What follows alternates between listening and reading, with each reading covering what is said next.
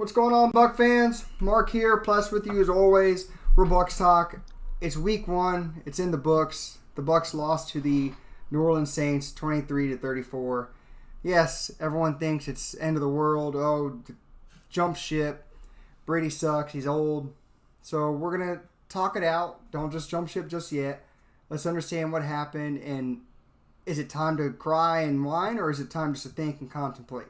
But other than that, guys, if you haven't noticed, subscribe, please, down below if you like this type of Buccaneer content. Other than that, Michael Pless, tell me a little bit. What did you see from this Buccaneer Week 1 matchup? Obviously, we lost, but what did you take from it? Yeah, good evening, everyone. As far as the Bucs game goes, I mean, there's a lot of good things to look at, but it was also at the same time disappointing because, a lot of fans, including ourselves, we saw what we saw last year with the turnovers and the mistakes, the penalties, special team errors. So it's just a lot of stuff that we've been seeing for the last couple of years. So that was the frustrating part. But at the same time, we saw a lot of good things. I mean, Tom Brady looked really good with the deep ball. Defensively, there was a lot of bright spots. I mean, we shut down their top two players in Alvin Kamara and Michael Thomas. So that was a positive. Overall, the defense, I mean, they really stood out. They played pretty good football when you look at it all said and done. They had a couple of breakdowns where they had like some third and longs that, got away from them. But other than that, they were pretty good.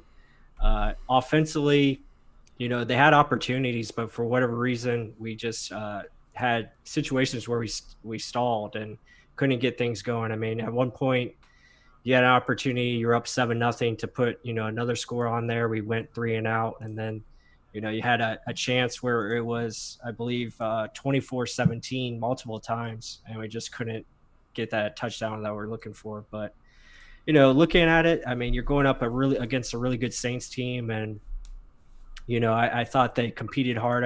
They're right in that game, so given with everything that is going on with the offense and them, feeling each other out, learning each other. So I thought they played decent, but there's still lots of room for improvement. And that's what they have to do in week 2 against Carolina. Yeah, I mean, I agree with a lot of the stuff you touched on. Tom Brady's deep ball was there. He connected pretty much twice with Mike Evans, both pass interference calls. Scotty Miller was a beautiful touch. Twice he had. The one he caught and the other one that was a pass interference call. Perfect touch. Correct. It was almost like these Matt Ryan moonshots you usually see. They leave the screen. You're like, what the hell's that? That thing's just going nowhere, and then it drops right in the guy's lap. That was perfect. Chris Godwin's the first drive. Beautiful touch on that ball, like right over the defender. So the deep ball, he has it. You saw that. Yes, he's got to pull back on some of the decisions that he's making in his head where Mike Evans didn't make the right decision, which we'll talk about that later. His first interception. The second interception was a Jameis Winston special. Like just throwing it across, an out route, throwing it behind the guy, easy pick 6. And it's his third pick 6 in the past 3 games, which, ouch. We don't like seeing that. Yeah. And then, there's a lot to talk about with Tom Brady. Let me just look at the chat box real quick. A lot of people saying Donovan Smith, played lights out, sarcasm. He was a big letdown. So, I mean, of the positives, Brady, he still has it. Yes, there's going to be bumps along the road. No, yes, we expected us to be in the game. We expected the Bucs to even maybe push. I mean, I was hoping for that Ryan Fitzpatrick effect where they're like, oh, there's going to be the Jameis Winston football team. This is what we're going to expect. The Saints are a good team. They played their cards right. Yeah, they adjusted after that first drive that we just made them look not stupid, but like we could run the ball wherever the hell we wanted to. But they made their corrections, and we just, again, a new quarterback running this offense. He's going to have to learn his players. So I wasn't really that mad at it. It's just some of those interceptions, you got to take them back. That's the biggest thing. And then to people saying Donovan Smith played lights out, I fully agree. He played extremely terrible, for a better word. And I'm one that usually defends this guy. This was just piss poor. It was shit. Like, yes, he got tackled by Scotty Miller on one play, it seemed like. But overall, his game was not good. I mean, And No. I'll actually play this little quick snippet of Bruce Arians on Donovan Smith's play. I was very disappointed in his play. I think every now and then he reverts back to some techniques that aren't very good, and he got beat. I mean, it wasn't. I mean, he had probably the easiest guy to block up there, and he did a poor job as one of his poorer games, and expect for him to bounce back this week. Yes. Yeah, like he said, you expect for him to bounce back, but he played one of the worst. Trey Hendrickson and Carl Granderson. Those aren't household names for the Saints, so that's sad. Well, what's your take? I'll keep reading these comments. Yeah, I mean, Donovan, I mean, you got to be better, man. I mean, this is a pretty much a contract year for you, and you go out and you play like that. I mean, that's just unacceptable to, not be at your best. I know, there's no preseason or what have you, but that's not an excuse. I mean, you had Tristan Wirfs out there going up against Cam Jordan for most of the game, and Tristan looked like an all-star out there. I mean, for the most part, he was playing very well. I know he had help on his side, but I mean, that's just not good, especially for Donovan, who's been better. And, we've been part of that crowd that has been promoting him as far as being a top or at least above average left tackle. And he didn't show it yesterday. So his performance definitely needs to be better, or, the Buccaneers need to consider moving Tristan over to the left side and allow, maybe Joe Haig or one of those guys get on the right side and see what happens. But yeah, I mean, he definitely needs to be better and should be called out for his poor play. That's pretty much it. He's got to be better against Carolina. Well, he immediately did get called out. I mean, yeah, exactly. From fans, from the coach, he's probably going to get his ass chewed out in the meeting room as well. I mean, he's supposed to be definitely an example for Tristan Wirfs. Yeah, hell no. Tristan Wirfs probably like, okay, I played better than you. I should be able to be that left tackle and get that money then too, right? If I'm better than you. So you would think he'd have a fire lit up in his ass. I don't know. So, and there's only so much time you can give people a leeway. Especially first game of the season, a big opponent like this. I understand. Lack of reps, lack of hitting someone, offensive line, yeah, you pretty much need that. You need that contact to get used to that game speed. Based off only having 14 padded practices, I think it was. Right. Yeah. I get it, but everyone else looked pretty good. The rookie looked good. Yeah. Jensen was throwing people around. So what is your fault? What is your issue? You think you didn't want to get too close because of COVID? I don't want to push it to that far and down them that way. But come on, I mean, you're feeding ammo to fans, media, and everyone else. And it wasn't jitters because he was blocking for Tom Brady. Someone likes to ask about Tom Brady all the time. Yeah, it just makes no sense to me. He has played better and he should play better. Hopefully, with his ass getting chewed out, he shows who he is against the Panthers. Yeah, well, I agree. Other things on offense I liked. Rojo, when he actually had a hole, looked fairly well. Still mad that we can't run the ball well at all. Yeah. What else? I liked his connection with Scotty and Brady's connection with Scotty and with OJ. OJ got the first touchdown from him. Perfect play. We mentioned the 13 personnel in our film study prior to the game. I feel like that's what we should be running every time we're in the red zone. Hell, anytime we're in a jam, just run that. There's so many things you can run out of that. I don't care about the spread if that's what's working. So I hope to see that moving forward. So he learns his players better. I mean, what's better than a massive target like OJ running across the field? Plus, if they start, and they did double Gronk. I was surprised to see that when I went back and watched the game. There were times they doubled Gronk, giving him respect. Wow, it's pretty awesome. And I loved his quick decision making at the goal line, just to run it in himself on that first drive. That was really cool. But any other ones you wanted to touch on that or expand on? Yeah, no, yeah. I mean, positives for the offense. I mean, obviously that first drive was a thing of beauty. I mean, that went right down the field. I thought when they did use play action, it worked. A lot of good things from the play action. When they were creative with the run game, I think there's a lot of good things there. I would like to see some more creativity with the run game, because when they ran it after, out of different formations, whether it be shotgun or what have you, they had some success there. The screen game, I think there were some good things used in the screen game. I know they tried to get Gronk involved in the screen game, and they got Rojo a couple of passes in the screen game. I think the first screen that they threw to Rojo, it was a little bit better pass. Maybe he gets more yards. Yeah. But there's a lot of good things, I mean, from that first drive, and then there were certain things that were sprinkled in throughout the game that was better and positive. But so, I mean, that's something to build off. And it seemed like they started getting rhythm, especially later in the game. After they, I think it was after the pick six, they had a really good drive to follow that up. And it seemed like that was some good rhythm. I think they actually scored, 3 plays on that drive. It was a very quick drive, and they ended up scoring. So that was a positive. And just I know they were down in the fourth quarter a lot, and just getting that time to gel a little bit, I think was good. But yeah, I mean, that's pretty much what I have from positives. Yeah, using the Scotty Miller downfield. The accuracy is still there from Tom Brady. Yeah. He had good incomplete. Yeah, besides the interceptions, I mean, he had good incompletions, which was nice to see. I mean, they're smart incompletions. But yeah, we just have to fix up the little mistakes here and there. The penalties you can't have. You can't have the negative runs. But yeah, I mean, that's going into the negatives, which I guess we'll get into now. I'll let you start those off. Well, I mean, really quick. So a negative, I'll show it on the screen. So you mentioned how fast we scored. 2 plays, and we had a touchdown after the pick six. But then look at all these punt.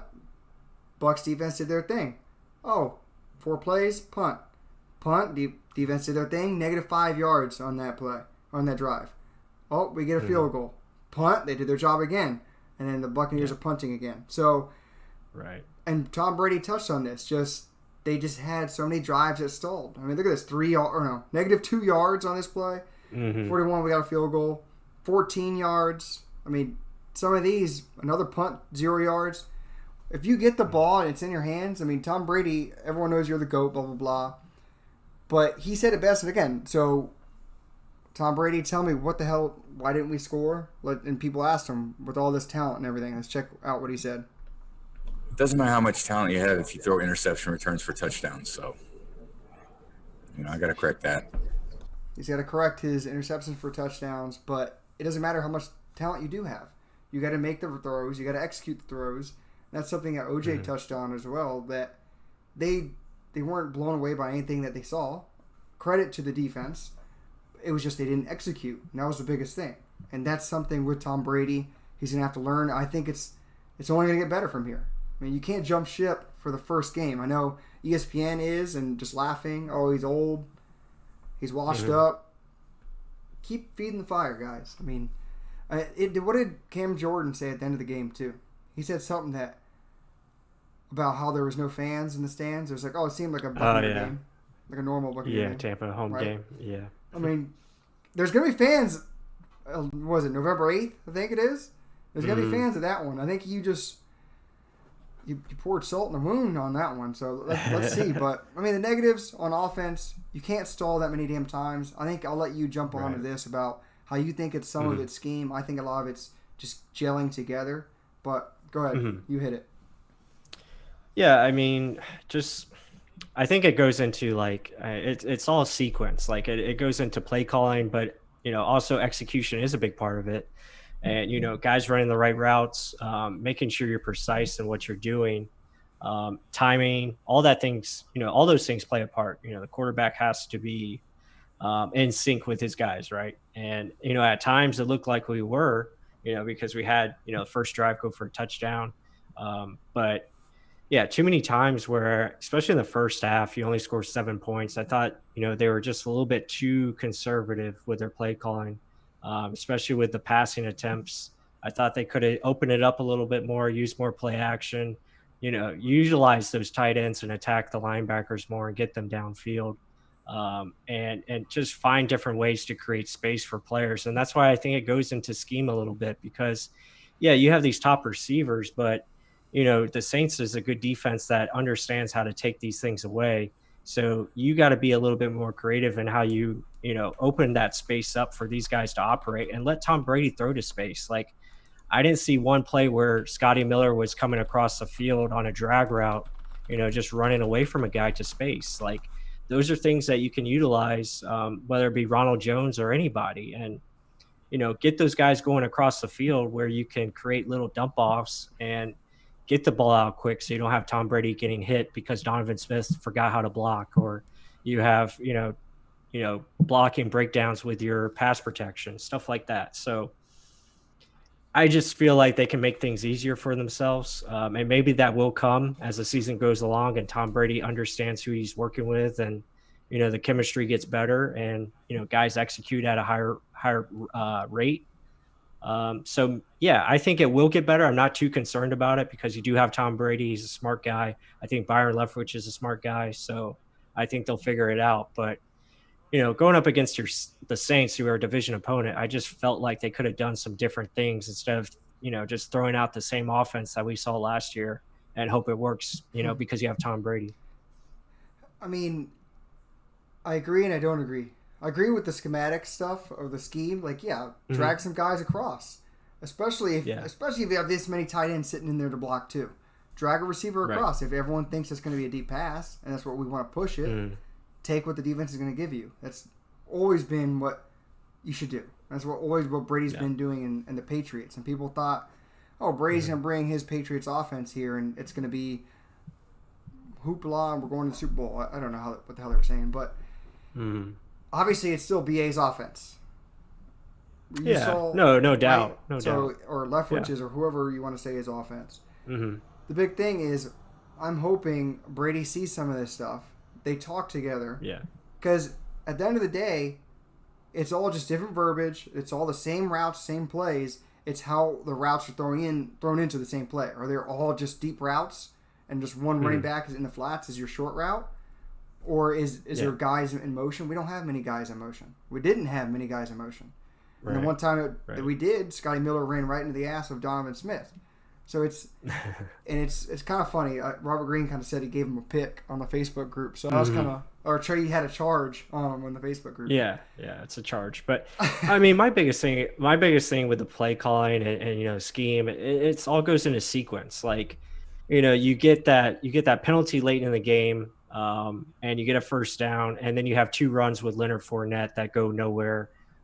That's just like, I mean, you got to be different in how you call that game. I would like to see them just be a little bit more aggressive, and more passes on first down. I'm a big component of that. That's something that, for whatever reason, they haven't figured out yet. To throw on first down more, especially with Tom Brady and the weapons that we have. You got to set them up with play action or some type of fake, and get guys moving different directions so you open up space, like I've been talking about.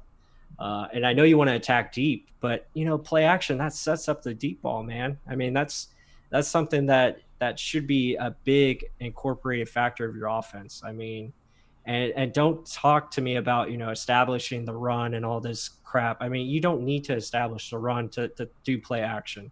Let's be real. You can run play action every play, and for pretty much the most part, you'll probably have a high success rate.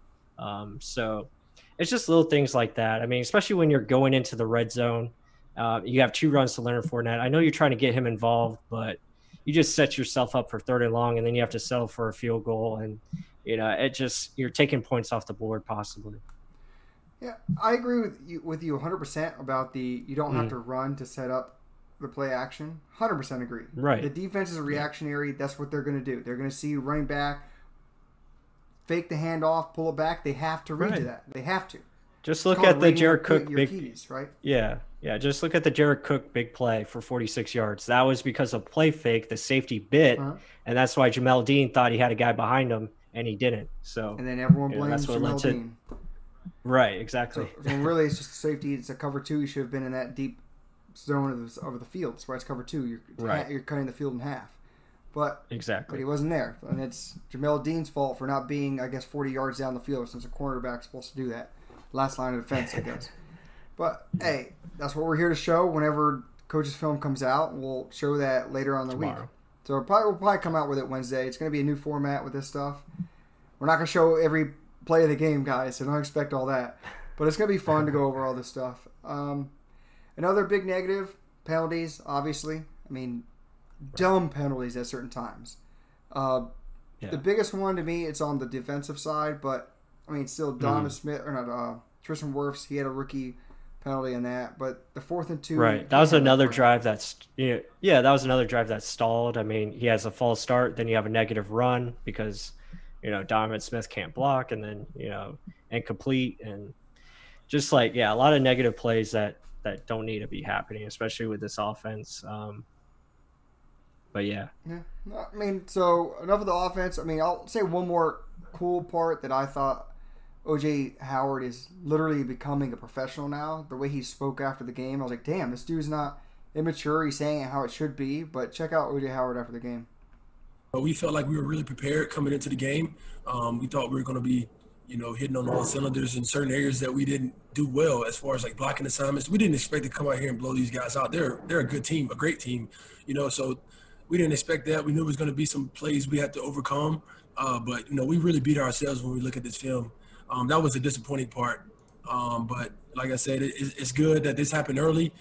We get to eat a piece of humble pie and get back at it next week, and that's the good thing about football. That's cool. I mean, eat a piece of humble pie and just get back in it the next week. I mean, that's part of it. It's a 16-game season. It's a marathon. You're not going to win the Super Bowl week 1. And that's why I feel like someone said earlier, the bandwagoners will leave. If you were bandwagoning on week 1, you left because of just one game. I mean, I can remember countless times where Brady did just get slaughtered. I remember a couple of years ago against the Chiefs where they're like, oh, this is it. This is the passing down. Probably Garoppolo or someone's going to take over. And I'm like, is that really true? It just, the media kind of hypes it so much that you're like, you almost buy into it. And then he starts slowly winning. Yeah, that was the year I think they started 0-2, and then he went on and won like the next, I don't know how many games in a row, and I think they ended up going to the Super Bowl that year and potentially winning it, or they lost to the Eagles that year. 9 times, like that. so he probably went at least one of those years. Let's be honest. But yeah, I mean, everyone needs to chill. Again, it's 1 week, it's one game. Everyone overreacts to week 1. I mean, I'm sure. Cardinal fans are going crazy because they beat the 49ers, but they could get killed the next week. And then, it's back to, square one. So, yeah, I mean, let's focus on, we're going to get there eventually. But, let's shift to the defense. I want to talk about that. We went 2-0 with Fitzpatrick 2 years ago. We beat the Saints week 1. We beat the Eagles. Right. Everyone's like, this is it, guys. We got this. 5-11. Yeah. So, Come on. Let's jump back over to the defense. Let's get some positives. Defense was a lot of positives. I mean, looking at it defensively, they did a lot of good things, especially with, the turnovers and the special teams that they had to work around, because the Saints had really favorable field position all day. I thought they did very well. Linebacking core, I thought did very good with Levante and Devin White. Up front, I think William Golston had a really good game. And then the secondary, I thought was pretty good. I mean, overall, the secondary, Sean Murphy-Bunting, Carlton Davis was outstanding against Michael Thomas.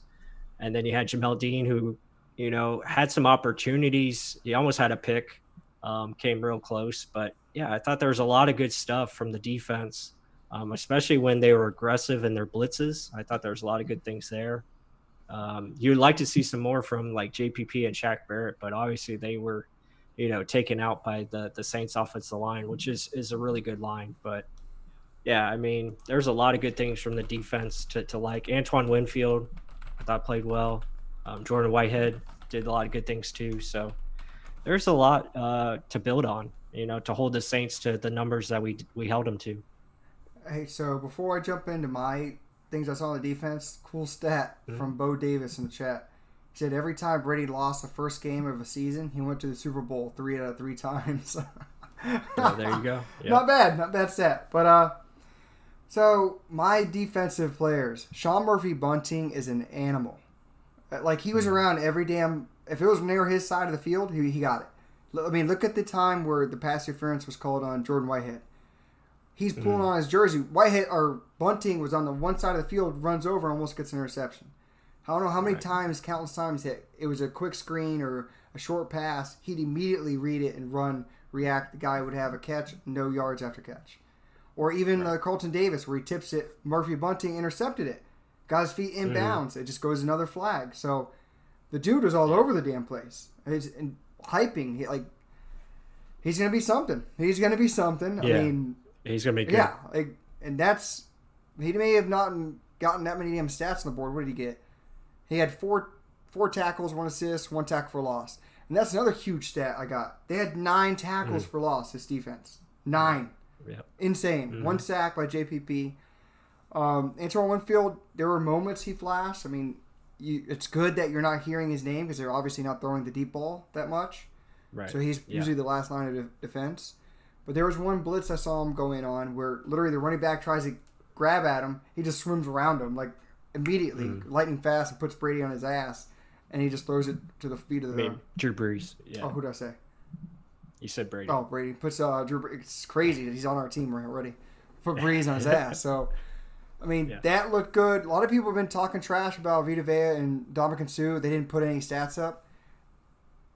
I can say yes and no. They did their job because obviously Levante David and Devin White had holes to fly through. They did their job. They're holding up the A-gap so the linebackers can fly in. Yes, at times, Latavius Murray may have gotten some yards. But another big stat, okay, the Buccaneers wanted to talk about, where they averaged 1.3. What's his name? Kamara averaged 1.3 yards per carry, least ever in his career. So the defense actually did something. It's not just the secondary or linebackers. The big boys up front had to do something for that to happen. So I kind of wanted to crap on the people that said they didn't do anything. But defensively, they did enough. You just got to stop the penalties. Some of these short fields, you almost have to bite the bottom lip and get through it. I mean, don't let them score that touchdown. Settle for a field goal. Right. Yeah, and they had opportunities to do that. I mean, the 3rd and 10 screenplay to Kamara, you can't let that happen. Like, you got to shut that down and make them kick the field goal there. That's a big turning point if you get a stop there. I think that was on the same drive where – I don't know if it was the same drive, if that was the one where because I think Kamara was their first touchdown. But I think in that same drive we had that penalty where it was like 3rd and long and, Sean Murphy Bunting almost had the pick, but it was Whitehead who pulled down the player. So – yeah, I mean, so those were 2 big 3rd downs. I mean, you just can't allow those conversions. And then I think, what was the other touchdown? It was Emmanuel Sanders' touchdown where Carlton Davis got the flag. Yeah, that one they had a chance to stop, I think. Maybe potentially hold them to another field goal. That would have been big. The first one was the worst one. I mean, that screen where no one touched him. That can't happen. That's bad. Yeah, exactly. So it's just little stuff like that. 4th and 2, they're going to draw you off. They're going to try to draw you off sides and Vita Vea jumps. So, just little things like that just can't happen. But I mean, that's all I saw. I mean, Carlton Davis, I mean, that was a little tic-tac-toe on him with the arm around, Michael Thomas. I thought that was a good defensive play. But yeah, again, if you don't get that called, you get a big play by Sean Murphy Bunting and maybe that changes the game. In a different direction. So it's just little things here. I mean, Jamel Dean, just misses an interception. That could have been a game changer. Put the offense back on the field. You have a chance to go up 14-0. So just stuff like that. But other than, I'm trying to think of other negatives. I mean, you would like to see more from JPP and Shaq Barrett. I mean, Shaq Barrett wasn't really involved. I didn't like them using Shaq Barrett in coverage. No. It seemed like they did that a lot, for whatever reason. They need to get out of that habit. You got to let that guy just go loose and let him attack the quarterback. And I would like to see that happen more. I mean, even if you have to run stunts with Shaq Barrett, move him around or, move JPP inside more, stuff like that. So you can create those mismatches that you want. So other than that, I think defense played a fair game, but, there's just little things that they need to improve on that I think they will. Yeah, the defense did best when we were blitzing those A-gaps. Levante David and Devin White in there. And that's where that I showed earlier I'll show it again. So where you saw these punt 3 times in a row, that they stopped them. 6 plays, 3 plays, 3 plays. I mean, that was all just pressure up the middle. Drew Brees running, having to throw it away, throw it to the feet of defenders or of his running backs because he had no option. That helps the secondary out. That makes decisions that have to come faster. That's what you want to see. And if your offense can't get them rest, they're going to get scored on. I mean, it's just over time it happens. It happened back in the 90s with Warren Sapp and Derek Brooks. This offense has to produce. I mean, I know we said this earlier on in the offseason. It's going to be a little learning curve. I thought the defense would carry us. 34 points, that sounds like a lot, but realistically, when you see these numbers, I mean, check this out. Drew Brees, 160 yards, 2 touchdowns. Taysom Hill, a gadget quarterback, 38 yards. And then 48-16. You would think they lost by 34 points. Or so you see this. And your leading receiver, Michael Thomas, 3 catches, 17 yards. I'm surprised we shut his ass out. But what's your point? Yeah, well, my thing is, I mean, the big number is obviously the turnovers, and that's what makes the score difference. I mean, you give them 3 turnovers, and that's 20 points right there. That's your ball game. And the Saints are very good because they don't make mistakes. Drew Brees doesn't throw interceptions often. He's not going to, give you gift wraps, and if he does, you gotta act on it and capitalize. And we just didn't. We had opportunities, but we missed them because of penalties or just dropped or what have you.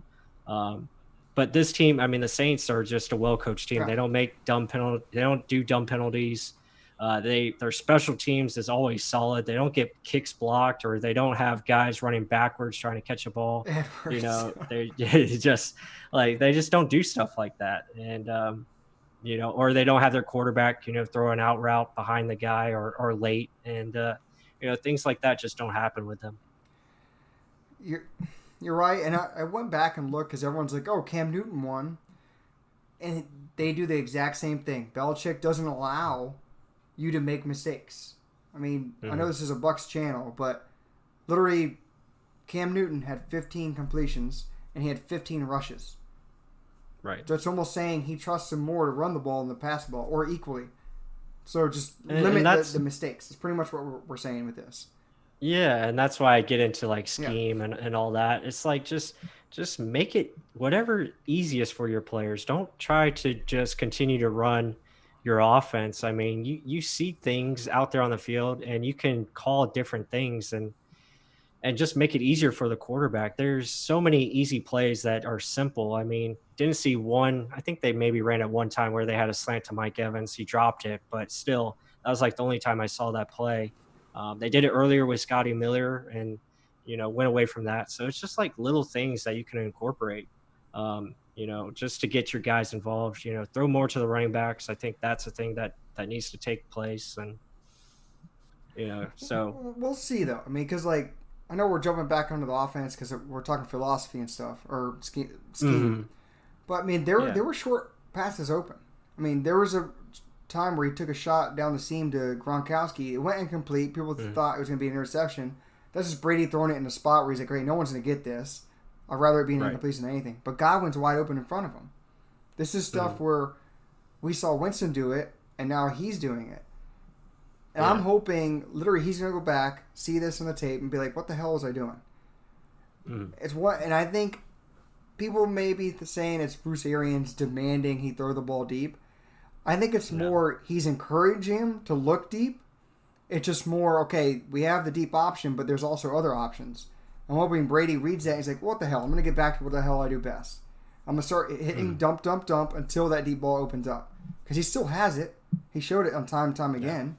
They want to push it, yes, but you don't have to do it. Nothing's a need be. No one's strangling your throat saying BA's old-ass man sitting there with all his health conditions saying, you better do this or I'm getting rid of you. Tom Brady's not going to get rid of. So I'm hoping he reads this or looks into it like he always does, and he makes those adjustments, and bad news for the Panthers. Right. No, and that's what I'm looking for because, I mean, you see it on defense. I mean, defense made adjustments throughout the game, and, they started getting more aggressive with their looks and their pressures. I mean, they started bringing more pressure in the second half, and that's what led to, said success as far as getting 3 and outs. But, that also goes into what the Saints were doing offensively. But, it's just little things like that where I think they can make adjustments on both sides and put it easier for the players going forward. But I'm with you. It's not like I'm worried. I think Tom Brady and this coaching staff's going to figure it out offensively. They're going to get in stride because they're just too talented not to. And same thing with the defense. If they stay healthy, I think we're good there. And you're going to see better things, especially as they get into these matchups that are coming up. And, we faced a really good team too yesterday. I mean, you got to give them credit. The Saints are really good. I know we all hate them. I hate them, but they're damn good. And, you got to give them credit. And they played a really smart game and didn't make mistakes. And usually the team that makes the less mistakes wins the game. So that's what happened. Yeah, you had 3 turnovers, maybe 2 interceptions, and 1 fumble by Edwards. And I got to mention that again. Edwards, what the hell are you thinking? You're running back. Yeah, you never and do someone's that. like, oh, maybe Jaden Mickens should have called him off. It's near the sideline. It was literally on the sideline. You think it's going to pop back? If it does, cover it that way. I mean, maybe he just didn't take as many special team reps. That's the only thing I could think of because he thought he was going to be on the verge of being the starter. I don't know. I mean, but either way, there was not a smart decision at all. I think they were planning on the Bucs being retarded, and that's what happened. And it worked. So that Brady, I'm sure he will fix up his stuff. We'll both look more into it tonight or tomorrow morning when game film comes out. Definitely. But it's defensively, this is going to carry us. I mean, the Panthers. Good luck, Panthers. I mean, they're going to try and do the same thing they did last year, and I don't think it's going to work at all. Yeah, let's dive into a little bit for the Panthers, and that'll wrap up the pod. Sure. But I mean, and just to cap off what you were saying, I mean, hey, we're 0-1. There's mistakes, but the good thing is, in the positive, it's all correctable. And now we get to face another division opponent in the Carolina Panthers and have an opportunity to get to 1-1 and back in this division race. So this is a big week for the Bucs. I think they have a really good opportunity to win this game. You're back in Tampa. You're back at home. Granted, no fans, but hey, that's okay. I think this is a very favorable matchup for our team. Looking at their defense, they're very young for the Panthers. They struggled against a Raider team that really doesn't have much offensively, but again, they do have a smart scheme and a smart quarterback in Derek Carr. They have a good running back in Josh Jacobs, so they were able to do some things. And then you look at, the Panthers offense and Teddy Bridgewater. I think we should be able to attack him and find ways to get him down on the ground, especially with our pass rush against their offensive line. I think we should be able to present some challenges. We should be able to stop Christian McCaffrey. We've done it in the past, and that's someone we can take out. And their receiving core, I'm not really afraid of because I like what I saw from our corners. I think Carlton Davis and Sean Murphy-Bunting, all those guys, they can shut them down. So this really should be a good win for Tampa Bay, coming up this week. And they have a lot of matchups that they should be able to take advantage of. And again, it comes down to if we're, stupid again and we make dumb mistakes, then obviously, we have a chance to lose. But I don't think that'll be the case. I think we play much better and get a big win. It should be a win. I mean, the thing is, The Saints, you shouldn't have expected a win against the Saints. You should have expected competitiveness. You should have, to gauge where we were at. The Panthers. And we're right there. Again, if we don't shoot ourselves in the foot. With the Panthers, you're looking at a team that's pretty much in a rebuild. They got a whole new quarterback as well. Not as many offseason reps as well. They almost won their game. They could have won their game. Right. Teddy Bridgewater, we've seen him. We know what he does best. They have Christian McCaffrey, and then they have wide receivers. They have Robbie Anderson probably on a one-year contract. McCaffrey's about all they got. So plug your holes, and Brady, do what you do. Correct what you did last week, and learn your offense or learn your guys better. I mean, I hope we can get some more 3 tight end sets and guys in motion or short routes. Hit those first, then go over top. The philosophy, it's sound, right? Make them come in, then go over top. And I hope we can kind of start to see that. But, again, it's a learning process. I think this one should be a victory. We'll talk about it more probably during the week. But, gosh, if we lose to the Panthers, then be worried, guys. Don't jump ship just yet. If we lose the Panthers Yeah. to go 0-2 in the division, 0-2 in the season, that's not looking good. That's not looking pretty at all. So Right. it's I'm not going to say must win, but I mean, it would just be a bad look, and Brady would get even more backlash. Okay, but Yeah. other than that, anything else you want to touch on? No, that was pretty much it. Again, guys, just, stay on board. Don't panic after this loss. Again, this was going up a very good team in the Saints, and I thought we did some really good things. So there's a lot to be excited about, and a lot of things that we made mistakes on are very correctable. So I'm expecting this staff to get them corrected and the players be better this Sunday against Carolina, and I think we get a big win and get back to 1-1 and you get to 1-1 in the division as well. So I think we're on the right track, and I think this is the start of starting to see the offense continue to build and get better each week. I think the defense is going to stay strong as long as they're healthy, because I like that unit. It's very fast. Absolutely. And guys, thank you again for always contributing to the chat. It's freaking loaded right now with all the questions. And this is after a loss. I can only imagine after a win and how hyped everyone will be. So, Right. again, thanks for joining us. I know Yeah. Carol Appreciate it, Baskin guys. was on Dancing with the Stars, so damn. You joined us instead of seeing the Tiger Queens. Yeah. So- Her first song was "I Have the Right? Tiger." That's awesome. All right, guys. But other than that, enjoy your night. And as always, go Bucs. Go Bucks.